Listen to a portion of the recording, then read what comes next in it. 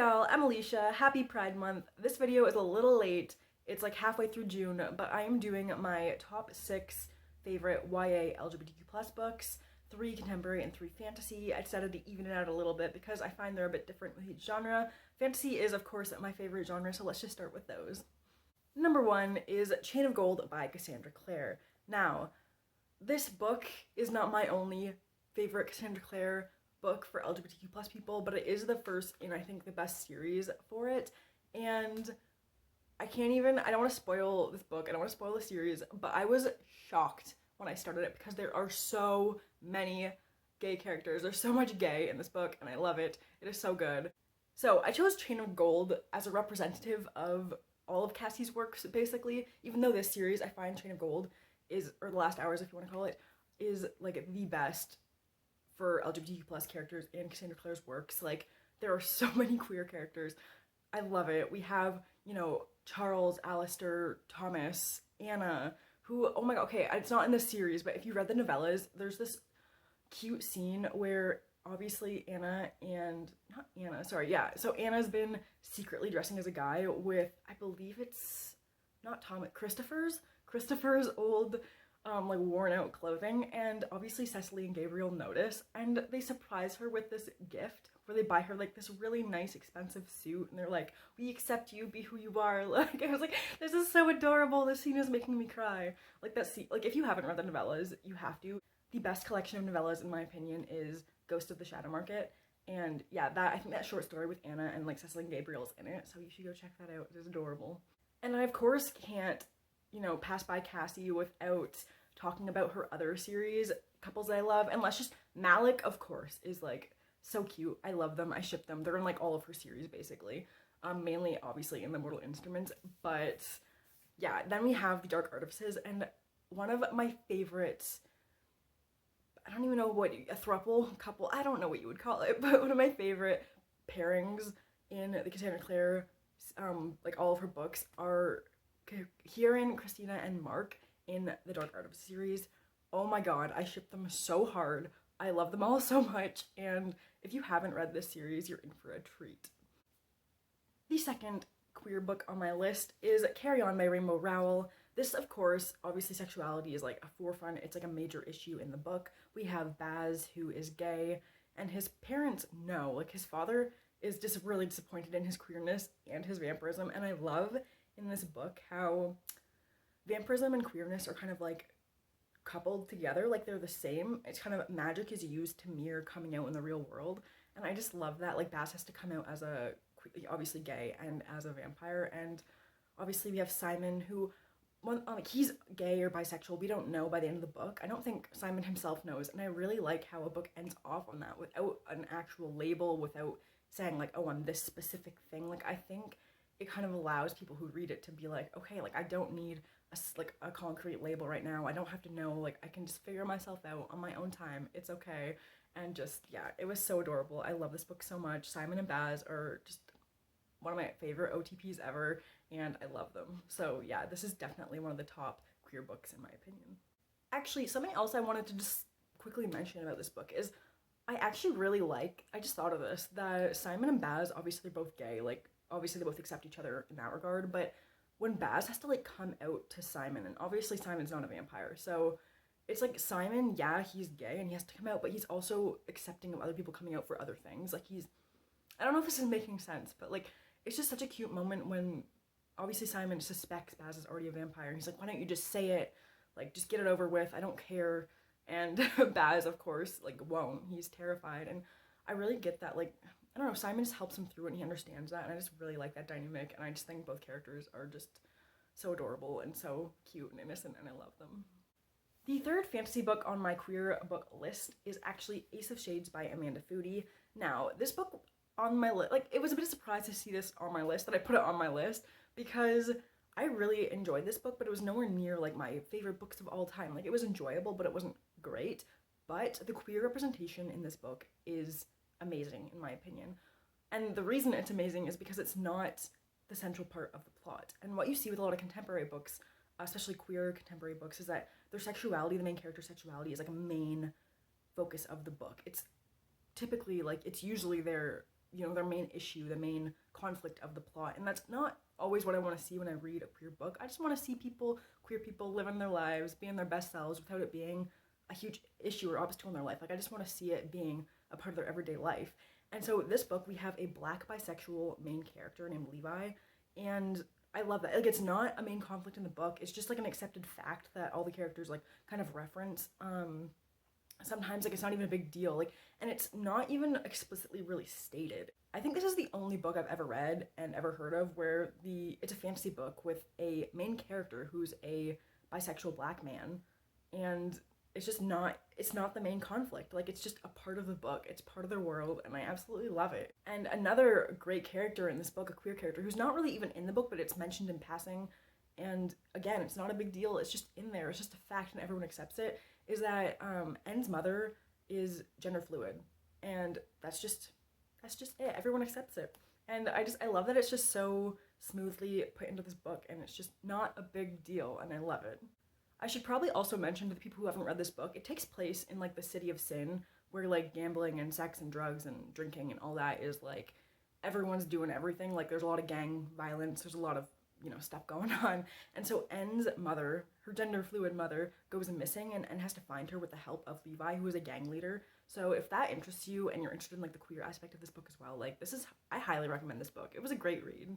Moving on to the contemporary books I chose, I have How to Make a Wish by Ashley Herring Blake. I really enjoyed this book. I've read it multiple times. So this book is about a teenage girl named Grace, whose mother is an alcoholic, and honestly the alcoholism and like that tenuous kind of mother-daughter bond, that relationship is the main focus of the book, I would say. Which again, I love that, yes, her sexuality is there, and it is part of the main conflict, but it isn't the main conflict, if that makes sense. Like, the main conflict is her mother's alcoholism, and Grace is bisexual. She is, very much in love with this girl named Eva, but she's scared of being in a relationship with Eva because she doesn't want to get, Eva all mixed up in her mother's trouble, because her mother, obviously, they're having a lot of money issues, there's abuse going on, there's just a whole lot of crap that Grace has to deal with and put up with and kind of clean up for her mother. Like, she's the parent in the household, and so she kind of wonders if she can ever have a normal relationship with, taking care of her mother like that. And she doesn't want to go off to college. She's scared of leaving her mother alone. And that's kind of the main, conflict. And I really like how, her main issue isn't coming out to her mother. Like, she's already come out. Her mother, she's told her mother that she's bisexual, but the main issue is that her mother doesn't pay her any attention. Her mother doesn't know. Her mother doesn't care. Like, she's just very much missing that parental figure. And so this book is really emotional. It made me cry in a few places, and also I should mention that it's also very emotional because Eva, the main love interest, also just lost like her family and had to move in with her, I don't know if you would call, is it her aunt, her adoptive foster mom person? I don't know. Okay, anyway, but like basically Eva moves in with the family of Grace's best friend. So that's how they meet, and I'm like getting off track with this, but it's a really, really emotional, good book. I really loved it, and I really like how, although sexuality is a main topic in this book, it's not an issue. Like, her issue is the relationship with her mother, and I really like how it was handled, and yeah, overall, I really enjoyed this book. I highly recommend. It's one of my favorite contemporary queer books that I've ever read, so yeah. The next contemporary book on my list is Autoboyography by Christina Lauren, and this book, again, is very emotional and just very cute. I love it, even though it is quite heavy at times. And so it's about this bisexual boy named Tanner, whose family is very accepting of his bisexuality, but he lives in a community that's very religious, and so his parents kind of want Tanner to keep it a secret where they live, just so it doesn't cause any trouble. And then Tanner, taking this creative writing course one semester, meets this boy named Sebastian, and Sebastian is a very closeted, quiet gay kid. He's like I don't know what you would call it, like honor level student. Like, everyone looks up to him. He's like a role model to everyone, but no one knows he's gay. And he's from a very religious family, and it kind of explores that dynamic with them wanting to be in a relationship, but not really being able to because, Sebastian feels so guilty, like what he's doing is wrong, and he just has a lot of hesitations going into the relationship and allowing himself to be who he is, really. And so it can get quite heavy at times, especially with, you know, familial relationships, Sebastian's family especially. Wow, I'm gonna tear up talking about it. It just really breaks my heart how some people are literally cast out of their family for being who they are, literally. Like, they can't help it, and sometimes they are just treated so cruelly for that. And, you know, people think, oh, it's changed, it's better now, but, like, shit like this still exists, and just reading about it from, like, that perspective just, yeah, it just hits you really hard. But yeah, so this book, it is, I'm talking about it like, oh my god, it's such a heavy book. It's not that heavy. It's just, it can be emotional at times, and overall, it's just so cute and heartwarming, and I love that at the end, you know, Sebastian, even though, again, his family never, it's never fully resolved, and I think that is very realistic to real life, and although it can make the end kind of bittersweet, it's a very good book. I really enjoyed it, and I will read this again and again. I know I will throughout the years, so yeah, this book is one of my faves. And my last contemporary queer book on my list is Histories, All You Left Me by Adam Silvera. Now, this book follows a gay teenage boy whose ex-boyfriend just passed away. He died in an accident, and so he's grieving, and he meets up with the current boyfriend of the ex that just died, if that makes, yeah, okay. They talk to each other, and they kind of move through the grief together, if that makes sense. Like, they're the only two that can really understand each other. They've both been in a relationship with the deceased person. Something I really love about this book is that the main character is both queer and has OCD, obsessive compulsive disorder. So he kind of struggles with that, along with, you know, going through the grieving process and talking with Theo and trying to move through that. And I really just like that both of those aspects of his identity play a huge factor in the story. And another thing I really like is maybe something that, like, some people wouldn't like about it, but the main character is flawed. Like, he does some shit where you get really mad at him, and you're like, seriously, like, you're no better than the person that you're mad at right now because you just did that thing. Like, there's a lot of kind of like revenge stuff going on because he doesn't know how to feel. Like, he's grieving. He's, you know, he loved, obviously he loved his boyfriend, but then he learns that his boyfriend actually had a lot of secrets, not all of them good. And yeah, so again, it's kind of this bittersweet feeling where, like, yeah, you feel bad for the guy that died, but then again, you're like, oh, he did some really effed up shit. And none of these characters really, you know, they're making mistakes all over the place. They're all flawed, and that's not necessarily a fault if it's written correctly. And so, yeah, I didn't really fault the main character because he's going through a lot.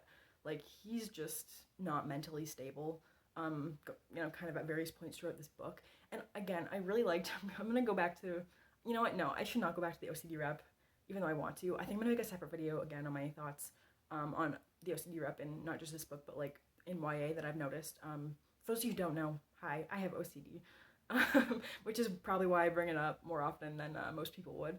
But yeah, I really enjoyed this book, highly recommend. It is a bit heavy, it will make you cry. I mean, obviously it's called Histories, All You Left Me, and it's very depressing topic and plot. So yeah, it's a bit heavy. So yeah, this is another one of my contemporary queer books that I really enjoyed.